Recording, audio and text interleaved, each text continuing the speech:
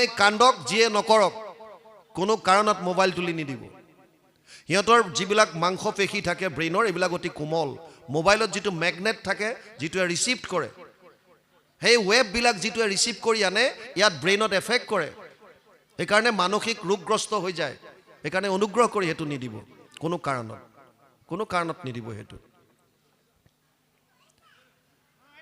আপোনালোকে মোবাইল যেতিয়া বজাৰৰ পৰা কিনে মোবাইলৰ ভিতৰত এখন কাগজ থাকে লিফলেট বা মেনুৱেল বুলি কয় ঠিক তেনেকৈ ৱাশ্বিং মেচিন কওক ফ্ৰিজ কওক মাইক্ৰৱেভ কওক আজিকালি ব্ৰাণ্ডেড কাপোৰ কিনিলেও দিয়ে কেনেকৈ ধুব ক'ত মেলিব ৰ'দত দিব লাগে নে নাই নে সব লিখা থাকে মানে এটা বস্তু কিনিলে সেই বস্তুটো কেনেকৈ ব্যৱহাৰ কৰিব লাগে তাৰ কাৰণে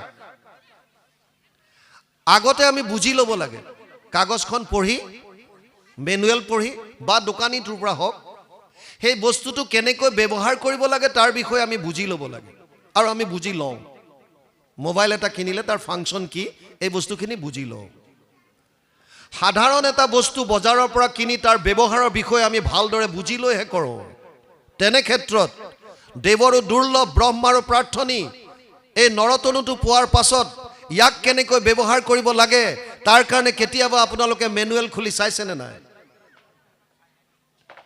মেনুৱেল কি গম পায় নে নাই সেইটো শাস্ত্ৰৰ উত্তম যি দুখন গ্ৰন্থ কৈছে গীতা ভাগৱতৰ পৰাই গুৰুজনাই কীৰ্তন কৰিব পৰাকৈ কীৰ্তন দিছে দশমৰ পৰা দশম দিছে মহাপুৰুষ মাধৱদেৱে গীতা ভাগৱতৰ উপৰিও আৰু বিভিন্ন গ্ৰন্থৰ অতি ৰত্নৰ দৰে থকা শ্লোকবিলাক আনি ঘোষাত ৰাখিছে তেওঁ নিজাববীয়াকৈও লিখিছে আৰু ভাগৱতৰ যিবিলাক ৰত্ন সেইবিলাক বিষ্ণুপুৰী সন্ন্যাসীয়ে এখন গ্ৰন্থত ভক্তি ৰত্নাৱলী নাম দি ৰাখিছিল যিখন পাছত মহাপুৰুষ মাধৱদেৱে অনুবাদ কৰি দিছে গতিকে কীৰ্তন কক দশম কক ঘোষা কক ৰত্নাৱলী কক গীতা কক ভাগৱত কক এয়া হৈছে মেনুৱেল ভকতৰ ক্ৰোধত আসুৰিক বাসনাৰ উদ্ভৱ হয় সেয়া বুজাবৰ কাৰণে হিৰণ্যক্ষ আৰু হিৰণ্যকশিপুৰ কাহিনী আনিছে মহন্তৰ কৃপাত দৈবিক বাসনাৰ উদ্ভৱ হয় সেয়া বুজাবৰ কাৰণে প্ৰহ্লাদৰ চৰিত্ৰ আনিছে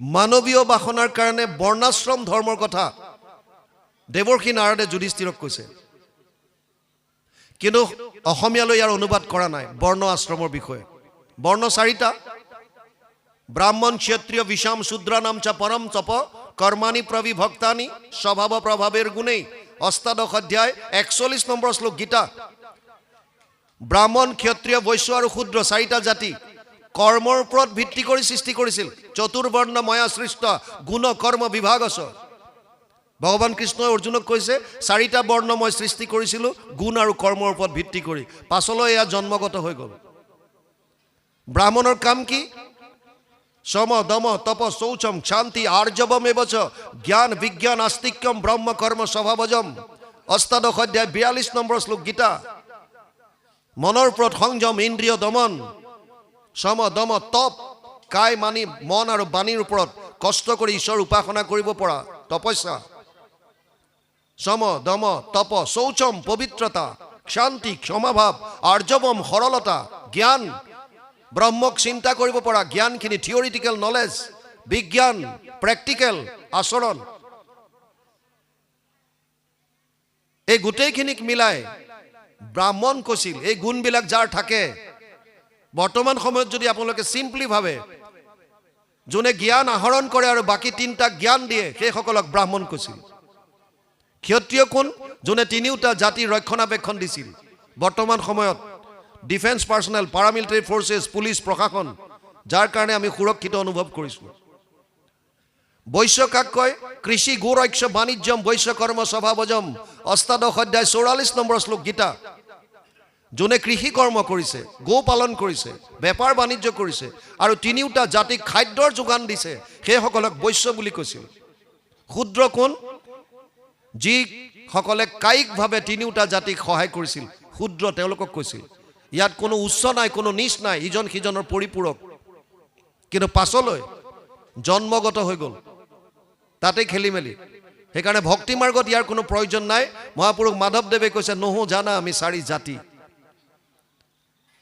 আশ্ৰম চাৰিটা জন্মৰ পৰা 25 বছৰ বয়সলৈকে ব্ৰহ্মচৰ্য ব্ৰত ধাৰণ কৰি শিক্ষা আহৰণ কৰা, ব্ৰহ্মজ্ঞান লাভ কৰা। 25 বছৰ হোৱাৰ লগে লগে তেওঁ গাৰ্হস্থ্য ধৰ্মত প্ৰৱেশ কৰিব দিয়ে। বিয়া বাৰু পাত, সংসাৰ সৃষ্টি, সন্তান তই বৃদ্ধি কৰ। কিন্তু 25 বছৰ মাত্ৰ গাৰ্হস্থ্য ধৰ্মত।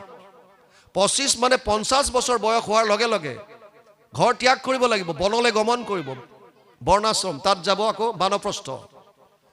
গিৰিয়েক ঘৈণীয়েক দুইজন বনত থাকিব, ঈশ্বৰ চিন্তা কৰি থাকিব। আনাদাৰ 25 years, 25 বছৰ। 75 বছৰ হোৱাৰ লগে লগেই নিজে নিজে ইণ্ডিভিজুৱেল ঈশ্বৰক উপাসনা কৰিব। শেষৰ কিতা সন্ন্যাস চব বাদ দিব। গুৰুজনাই কৈছে এইবিলাকৰ কাম নাই। দেৱৰো ঈশ্বৰ হৰি তান্ত মহা যত্ন কৰি লৈও এক শৰণ সাক্ষাৎ, যাৰ ইচ্ছা মুখ্য পাইবে নালাগে দূৰক যাইবে, আছে হৰি সবাৰো হিয়াত। ভগৱান আছে ইয়াত, ক'ত বাহিৰত বিচাৰিব লাগে, কোনো গুৰুত্ব নাই, এইবিলাকৰ কাম নাই। সেইকাৰণে যিজন ঈশ্বৰক লাগে একত শৰণ লোৱা আৰু ইয়াত বিচাৰা, ইয়াত পাবা ঈশ্বৰক।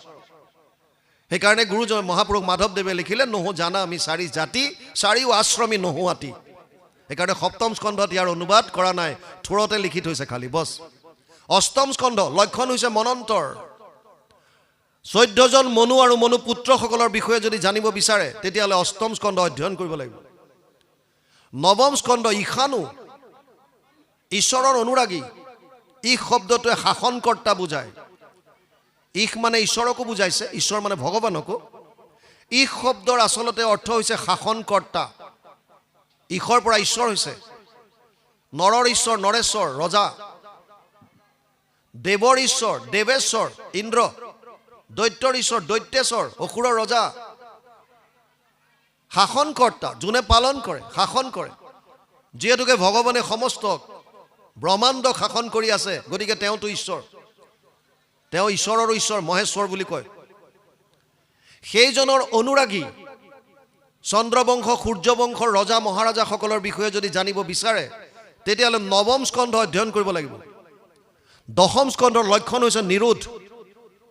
নিৰোধ মানে প্ৰলয়ৰ সময়ত সমস্ত জীৱৰাশি প্ৰভু ভগৱন্তৰ উদৰত অৱৰুদ্ধ হৈ থাকে, এই প্ৰচেছটোক নিৰোধ বুলি কৈছে। যিজন ঈশ্বৰৰ উদৰত সমস্ত জীৱ অৱৰুদ্ধ হৈ থাকে, সেইজন ঈশ্বৰৰ অৱতাৰৰ পৰা জন্মৰ পৰা বিভিন্ন লীলা দশম স্কন্ধত 90টা অধ্যায়ত বৰ্ণনা কৰিছে। 335টা মূল ভাগৱতৰ অধ্যায়ৰ 90টা অধ্যায় আছে দশম স্কন্ধত, আটাইতকৈ ডাঙৰ। সেইকাৰণে ইয়াক 3টা ভাগ কৰিছে, আদি চোৱা, মধ্য চোৱা, শেষ চোৱা। আদি চোৱা গুৰুজনাই নিজে অনুবাদ কৰিছে, আৰু শেষ চোৱাৰ পৰা কুৰুক্ষেত্ৰ যাত্ৰা, এই দুইটা বস্তু মিলাই পেলাই একেলগে নাম দিছে দশম। গুৰুজনাৰ যি কীৰ্তন আৰু দশম বুলি কয়, এই দশম ভাগৱতৰ দশম স্কন্ধৰ আদি চোৱা আৰু শেষ চোৱাৰ পৰা কুৰুক্ষেত্ৰ যাত্ৰা। একাদশ স্কন্ধৰ লক্ষণ হৈছে মুক্তি। মুক্তি মানে মোকলাই দিয়া, খুলি দিয়া। মুক্তি কাক দিব? যিজন বান্ধোনত আছে। আপোনাৰ যদি কোনো বান্ধোন নাই তেতিয়াহ'লে মুক্তিৰ কাম নাই, আৰু যদি বান্ধোন আছে তেতিয়াহ'লে কিহৰ বান্ধোন এইটো জানিব লাগিব।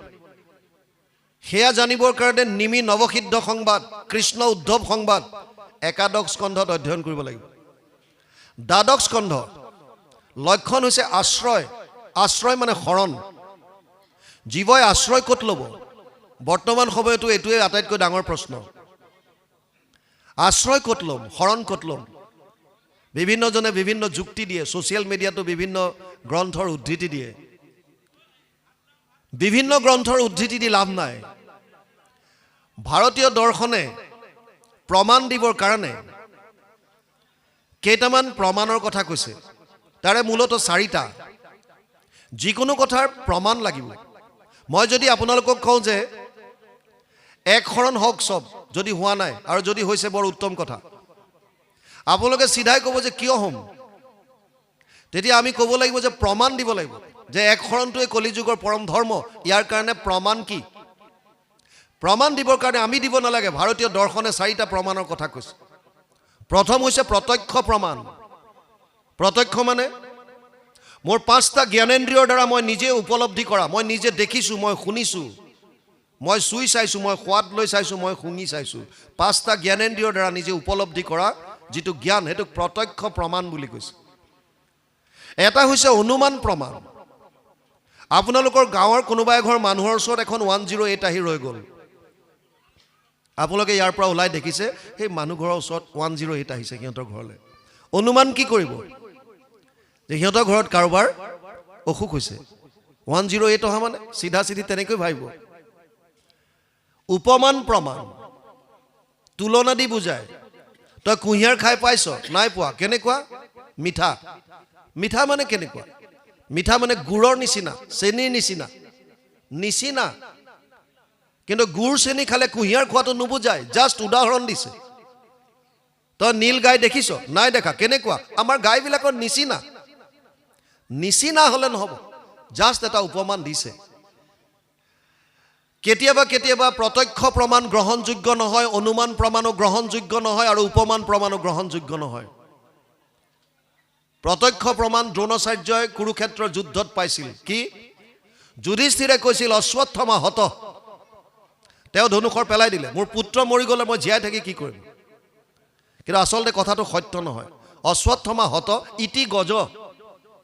এই পিছৰ কণ কওঁতে কৃষ্ণ ইংগিত দি দিলে, চবেই ঢাক ঢোল মৃদংগ শংখ যি আছে বজাই দিলে। পিছৰখিনি দ্ৰোণাচাৰ্য নুশুনিলে। শুনিলে কি? অশ্বত্থামা হত। এইটো শুনিছে। কোৱাজন কোন? ধৰ্মৰাজ, সত্যবাদী, কেতিয়াও মিছা কথা নকয়। গতিকে মানি ল'লে অশ্বত্থামা পুত্ৰ মৃত্যুটো সত্য। ধনুষৰ পেলাই দিলে, জীয়াই থাকি কি কৰিম?